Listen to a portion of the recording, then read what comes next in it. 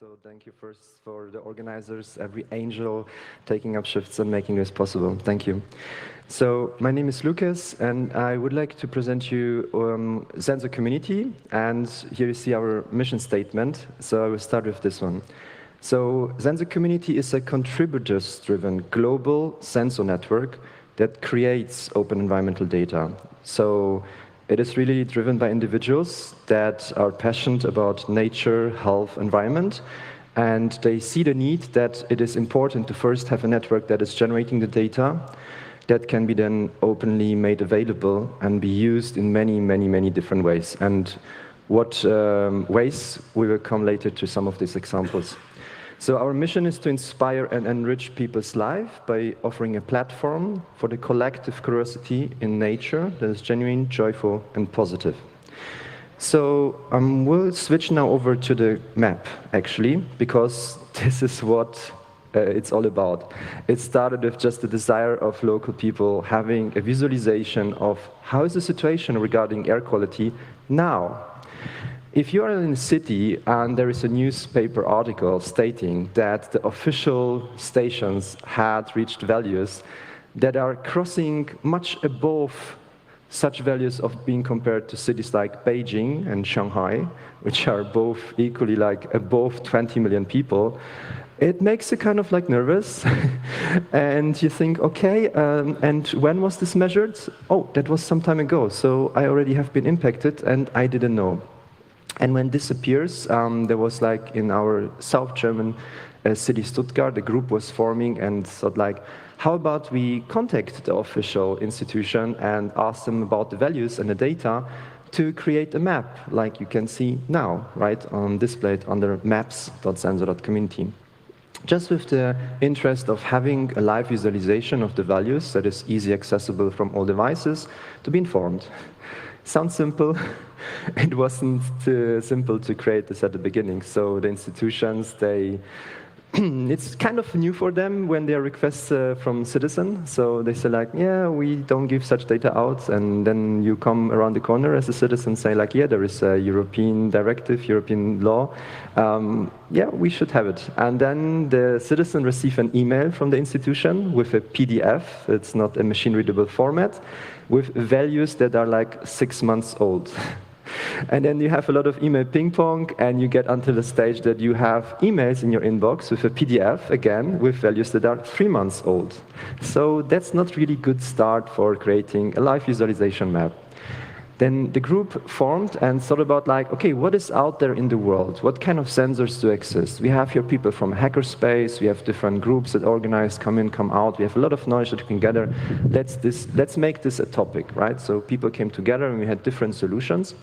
And then we found like there is a sensor available, and there are several actually sensors at the beginning that have been tested.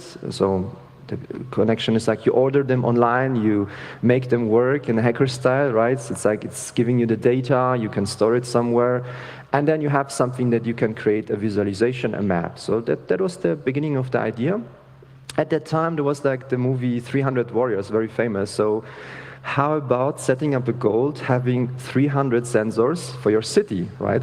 So going to a conference with experts and asking them for their opinion and their input, and the outcome was they laugh about you, they say you're crazy, you will never make it. That was a nice statement.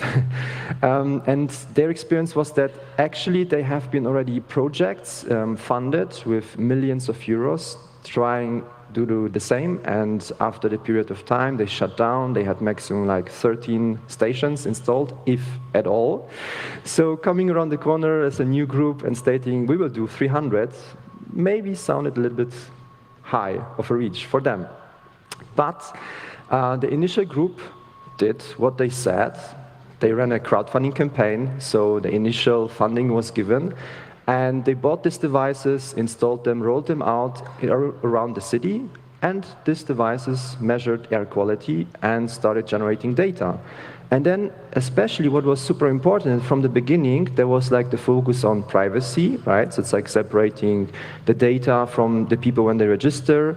Also having the approach that what you don't ask them about, you don't have to even care about. So it's like ask them as little as only possible, but still have a connection feedback back that, let's say, the sensor stops sending data, you can still contact them, make them aware of it. After the privacy comes the openness about the open data and making it accessible, right? So it's like that whatever you measure, make it available as open data in an archive, as historical data. And then also, of course, from the beginning in the hackerspace, people were asking like, will you make an API? Will you make it available? So of course, someone stepped in, said like, yeah, that's possible, absolutely. So there was an API. And then, of course, once you have it and you received it as a collective, to make it visible, right? To make it a map and display the values, the live values actually to the people. So the idea was born and it was like realized quite quickly. And when you set up something like this for just 300 sensors for one city, then you don't think a lot about automatization or scalability, and you can allow yourself to do a lot manually. So that means people registered per email, and then Raiko, for example, was like really copy and pasting into the database because we thought like we have a fixed amount, right? After 300 times, it will be done.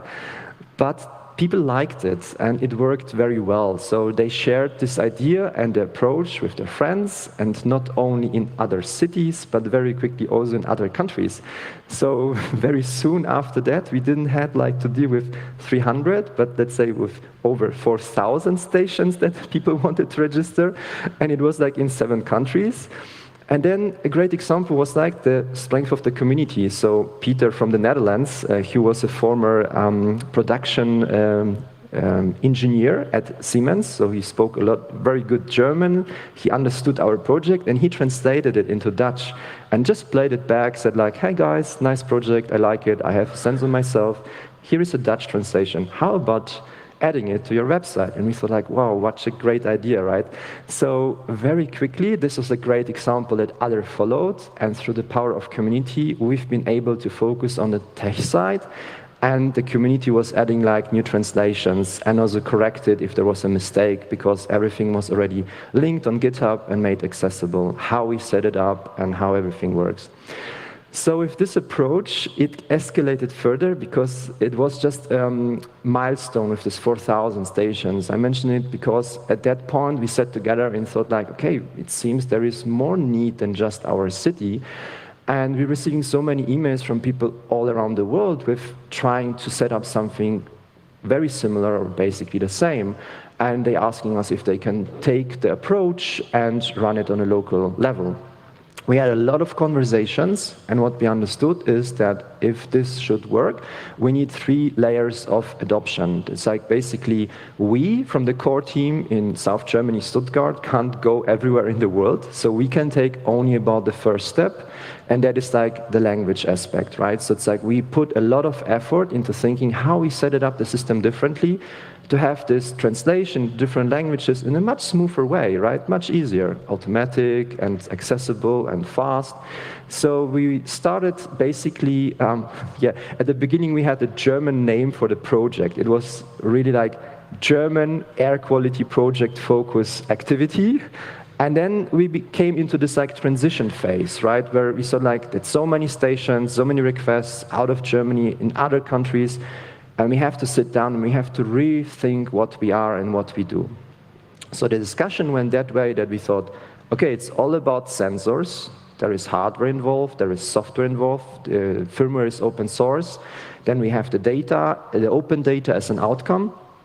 But in this discussion, we realized that actually it is all about the links with other groups, other projects that made us so successful, because we always had like a situation where we endeavored some troubles, like let's say a scale up, a change from one server to another, having a better tool implemented, and we didn't have all the knowledge in our little local group, right? So always someone did know someone else and let them know about our discussions, and then always at the right moment, the right person went through the door and said like, yeah, I do that in my daily job, that's not a problem at all, I will show you how it goes, right? And then they maybe like work at, let's say, a big corporation and deal with server clusters in a day job, but at the evening, they supported our activities with code and really good support. And through that, it was possible to grow in activities and also in scope. So actually, we decided to have a renaming because the German air quality local approach was not working for others in other countries. And we did a total transition. So basically, we started from scratch again. We took a blank sheet and we said, okay, how about if we don't have this German local approach, but this like rather a global first approach for all sorts of open environmental data, right? But we will still start with what we are most famous about, like the air quality network, and make this as a good example so the other can see about the dynamic, how to approach a certain topic and how to translate it to other topics. So that is basically the result, what you see in front of you. That's now sensor.community. And what we see in here is a collection of a network of currently 14,300 sensors that are measuring every 2.5 minutes. And basically, these devices are as small as my hand palm. And they are waking up, they are doing their thing.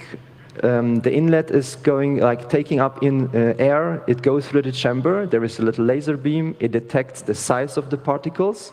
They are defined as particular matter 10. And particular matter 2.5. 10 is a size that stuck in your lungs and has already a health impact. And then the 2.5 particulars, they're even smaller. They go through your lung, in your blood circulation, and then get in touch with more organs.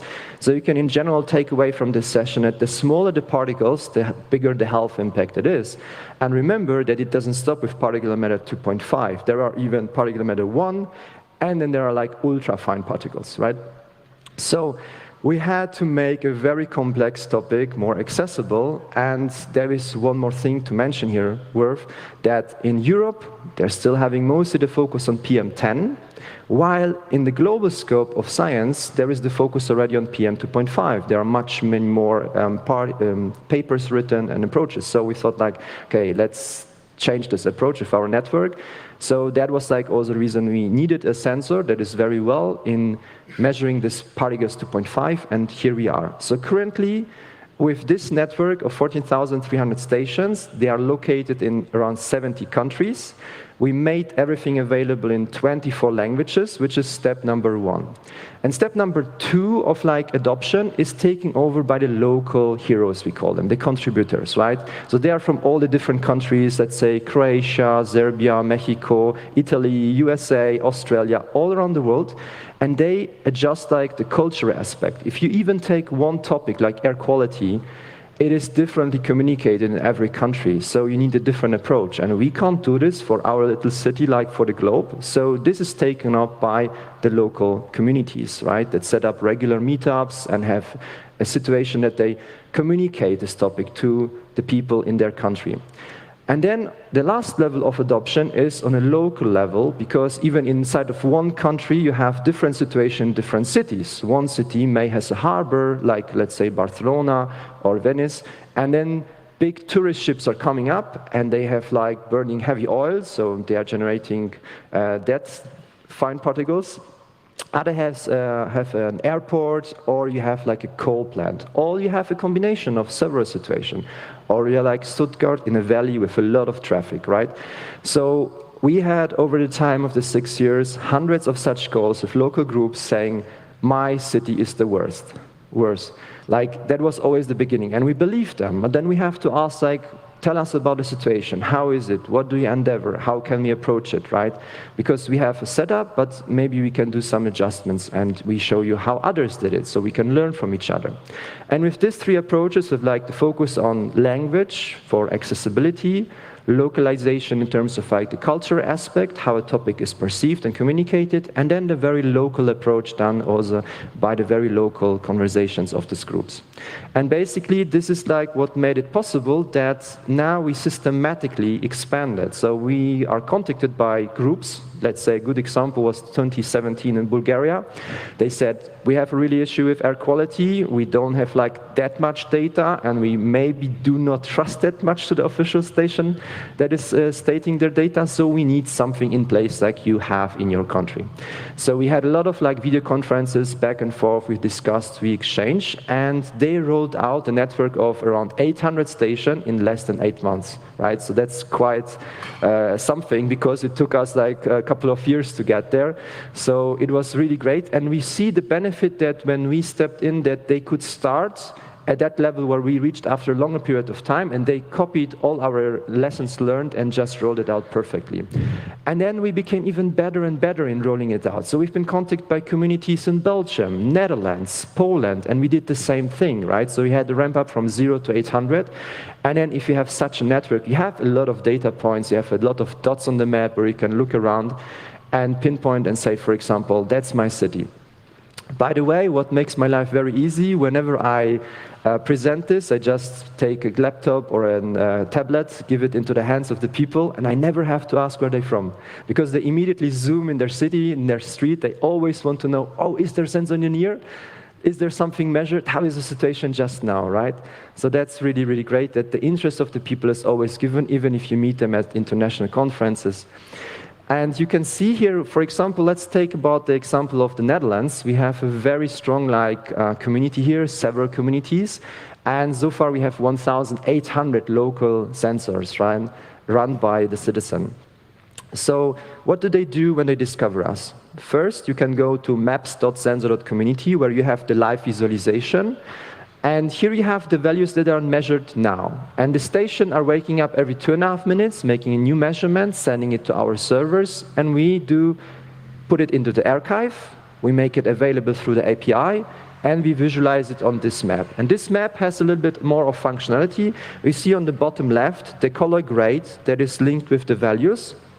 And as there are like different definitions from different institutions, we made them available. So for example, you have here also the values for PM10 and PM2.5 in a mean of 5 minutes. And for example, I will display you the approach of the EU, which is like here, visible. So you see the color grading is different, right? But basically the values are the same. So that is very important, because if you consume something like this, you get used to it, right? So it's like we made available all that we are aware of, and that is standardized. But on the other side, people have to understand that, for example, this visualization has a different understanding, makes something different for you when you see like this, right? And for my personal use, for example, prior to the pandemic, when we've been like able to travel much more all over Europe, I basically opened this map similarly like if I use the weather app, right? So I check how is the weather, how is the temperature, and also like how is the air quality, because I'm in a new city, there are other people having a sensor measuring, and I'm checking like, is the situation now good enough that I can go and out and running? Should I go in this park or in that park?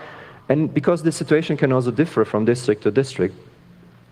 This map is refreshing itself every 2.5 minutes. So the point is that we have a lot of schools that have visible like displays or monitors, and they just put in a connection device that can access the internet. They open up this map, and then it is like visualized, and they also focus, you can zoom in into your city.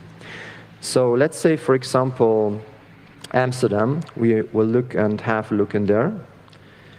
So you select the city, and it zooms you in. There you see where the locations are. And then you have the color grading telling you the current situation. You can also click on one of the tiles, and then the list appears with the amount of sensors and the sensor IDs. If you click on the sensor ID, it's like taking out the data from the cache from the archive and is creating this visualization with Grafana for the last 24 hours. So you see like, okay, there was a little bit of a peak, but it was still like below 25, which is kind of good. And here you see also like the situation of the last few days, the up and downs. And people like to check this out very much, because there is like extreme situations. Let's say like you have New Year's Eve celebration with the fireworks. We also hear a lot with the Netherlands that they have high peaks when the Germans have their Easter fires, and then with the wind situation, everything comes along. So for example, having the wind layer is very important. And that is like also possible to integrate, so we did it, why not? So I will zoom out. Oh yeah, I click here on Europe. And then you can also go in here and you just add the wind layer. So it takes a little bit, it has to load, but you see here is the flow. And you have this like on the European level. You can also switch on top between like North America. We have stations over there. So shout out to our communities over there. We have really great people that put a lot of efforts into rolling out the first stations there. And it's getting more and more. So we have here also some in South America, the first ones in Africa, Asia, and here, like we have a really great community in Melbourne that many are aware. They went with the data set to a hacker event and made the first place of visualizing it, analyzing it, and they've been very proud what they could do and accomplish with the data. So let me now show you how you access the step-by-step guides, for example. You go to the website if you are interested not only in data, but actually become a sensor holder. You go to the website, and on the top you have like this point guides, and here you can select air for an air station. And this is what is important to make available in 24 languages, because now you can go step-by-step through what you need. These are like the parts to buy. We don't sell them. We don't have a business model. We just make on the website recommendation, please get in your country, it's always differs like what kind of electric distributor you have, and get these devices. And mostly we get the feedback that it is a lot in difference of like the cost of shipping. So in some countries, it even became more expensive than the parts itself. So roundabout, we can say that the material cost that the contributors put into a sensor kit is like around 50 euros, $50, 50 pounds.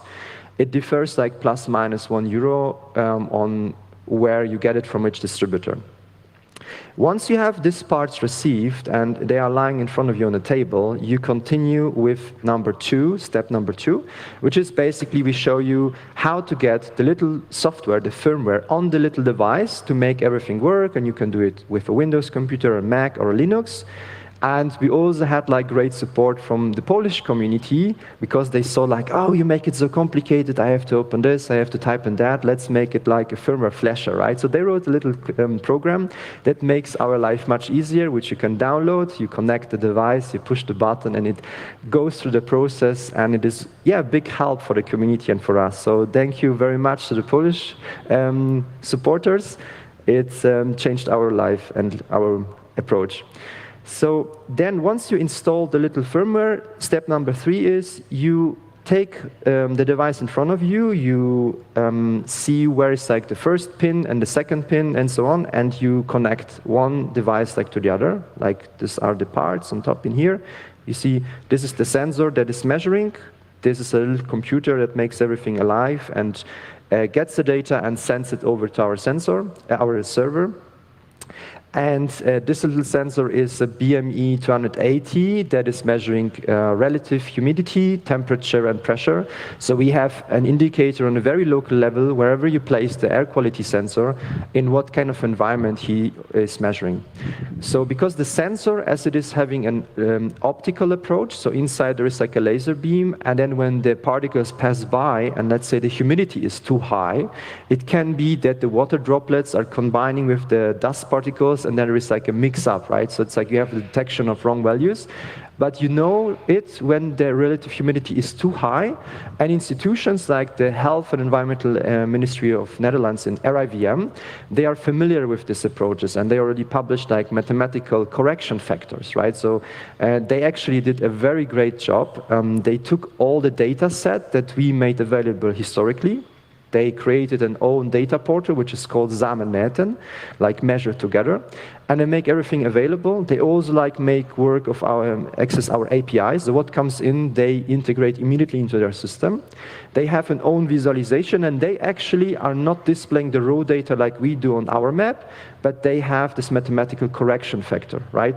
And then also in the last step, they even communicate to the citizen, hey, participate at Sensor Community. Whenever they contact them and say like, hey, we are from a small village or a city very far away from the next station, can you come and measure? And then they tell them, yeah, It is big, it is expensive, and to our plans, it will not take place so fast, but if you want something immediately, participate in Sensor Community, because we integrate that data into this data portal, where we even go so far that they do have fusion.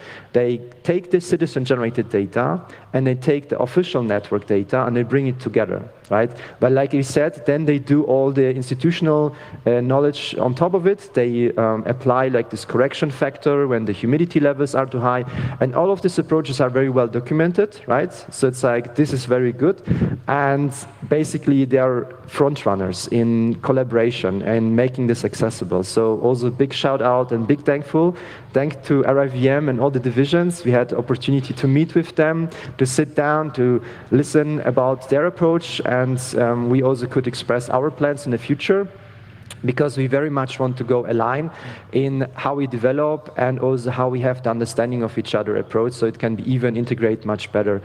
They are currently doing it already as a ministry on the national level, but they even go further. There is also an institution that is like called Joint Research Center. That's like the technical arm of the European Commission. And there we have FAIRmode, which is like basically the forum of air quality modeling.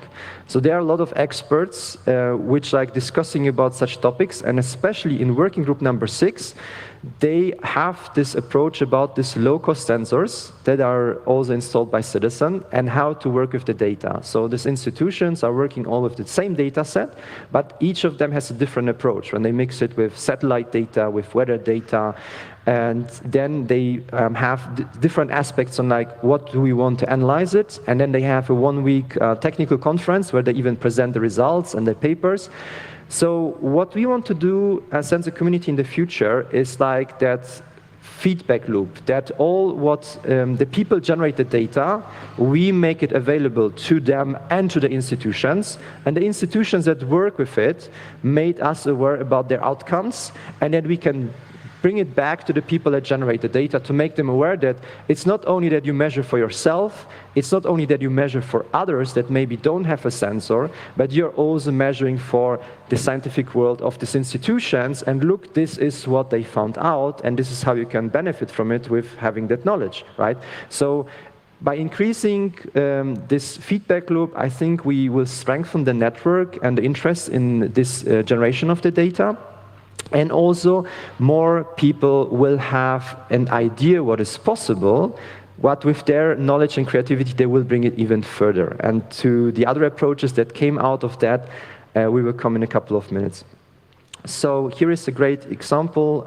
This is the working group with low-cost sensors. It's working number 6.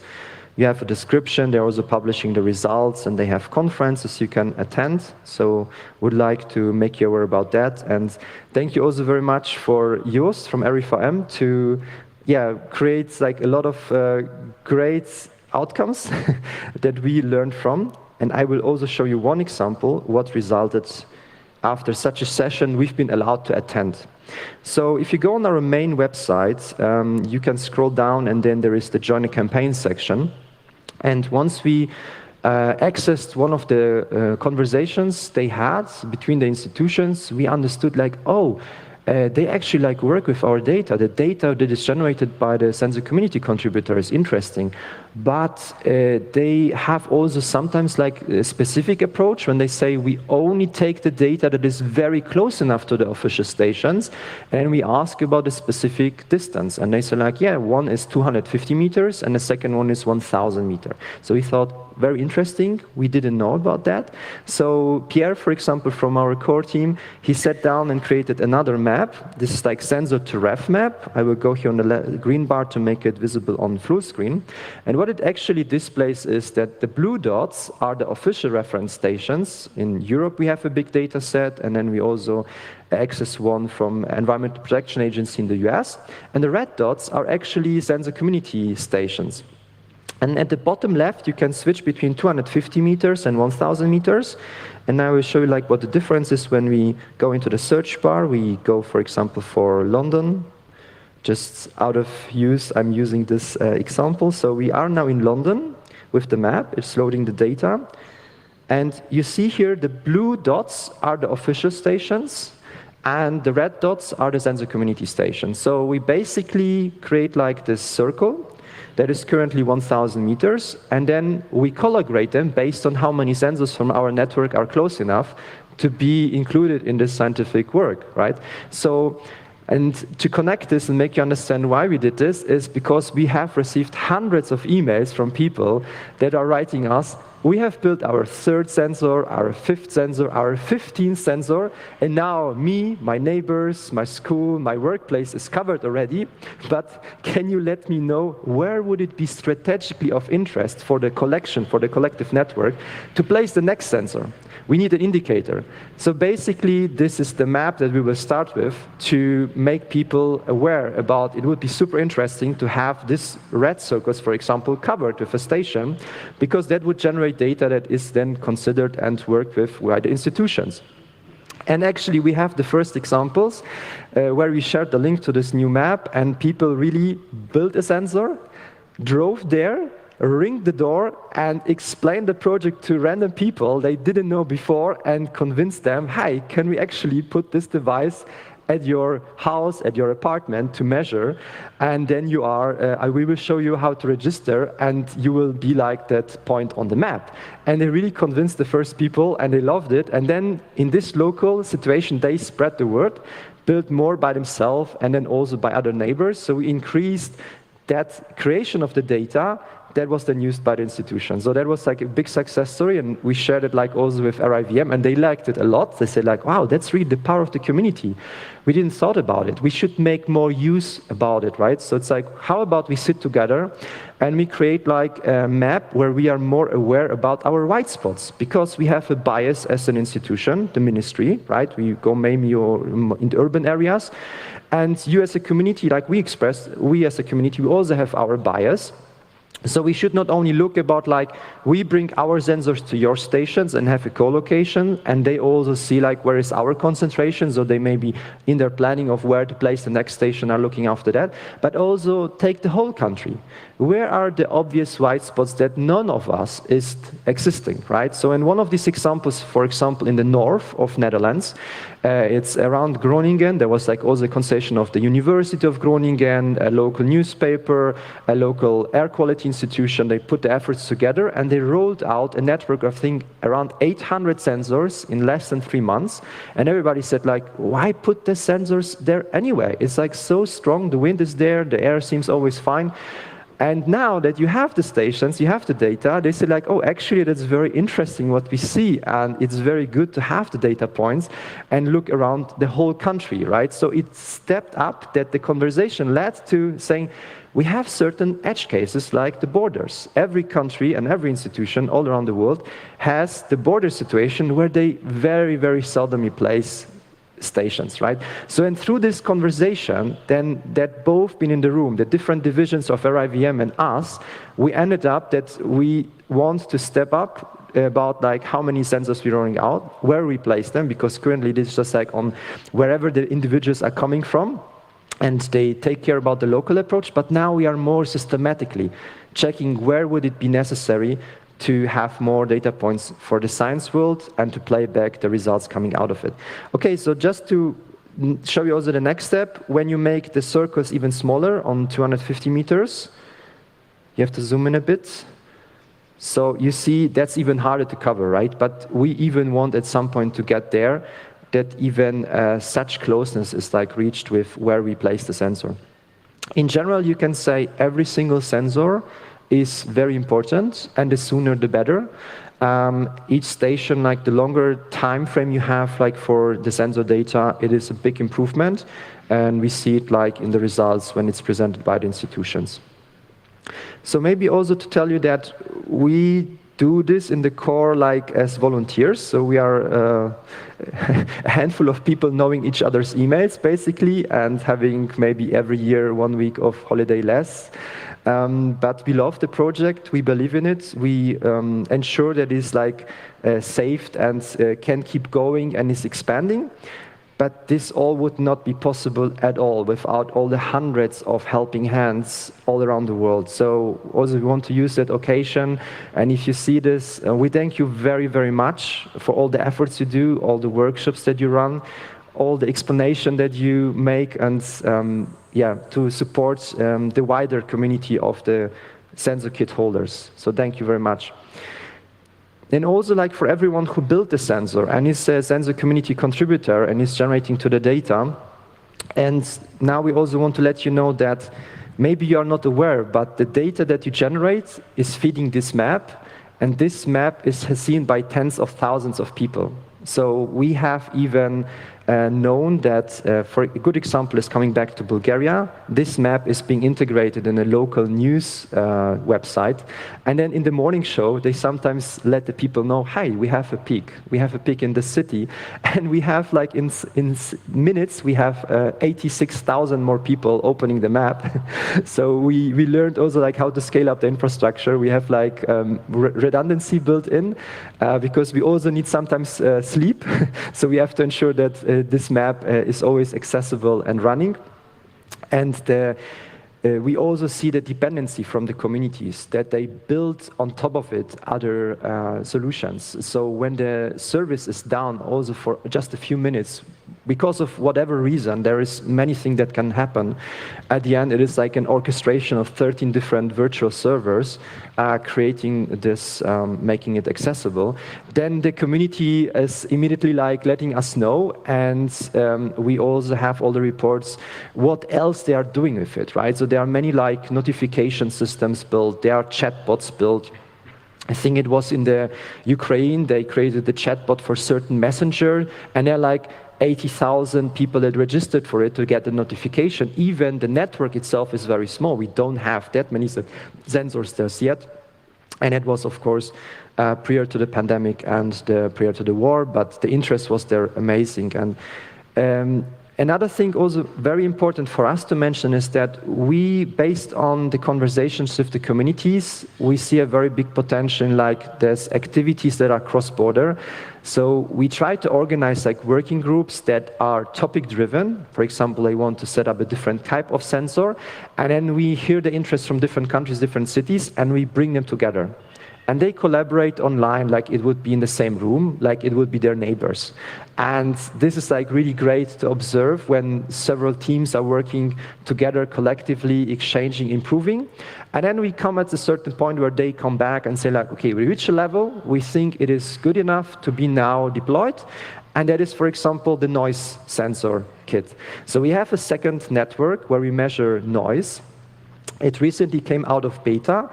And it was also the approach that at the community event from noise communities, they said, like, they contact us and say, like, hey, we saw what you did with the air quality topic, how you made it accessible and understandable. We need the same approach for noise, right? We need to have a kit that is much lower in price point. It has to be more accessible. It has to be easier to create by themselves, by the citizen.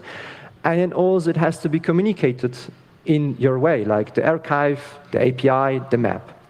So there was, like, several different approaches in parallel. At the end, it was like a team approached very fast, and we have a version that is, like, not only running, up and running and existing, but coming back to RIVM, picked it up, they checked it, and they had a long-term testing going on. And now when we had the opportunity to speak with them again, they told us already that the report is very soon before it will be, like, published, and that the results are making them very happy. So they already approached a company in the Netherlands to build 50 of them for them, and then they have placed 25 each in 2 locations with 2 different approaches. One is for traffic, and the other one is given out to noise-sensitive people, and to create, like, analysis and data, and to have, like, these 2 reports. That's how the institutions work. For our work, it is, like, to make such a device available and have this infrastructure accessible so all the different communities can run it. And now let's switch over on the map and see how it looks. So you go over here, and here it is, the noise map. So you see we have 250 live devices already from the beginning in several countries. And this is, like, the current situation, that you can click the same mechanism, you click on the sensor ID, and then it shows you, like, the values, right? So currently we have the 3 values that we are receiving from the devices, but we want to step up it will be like 10 times more. And which one we are now in the discussion with the institutions, because we want to align with what is already known in the scientific world, so that we generate data points that are really like usable for them.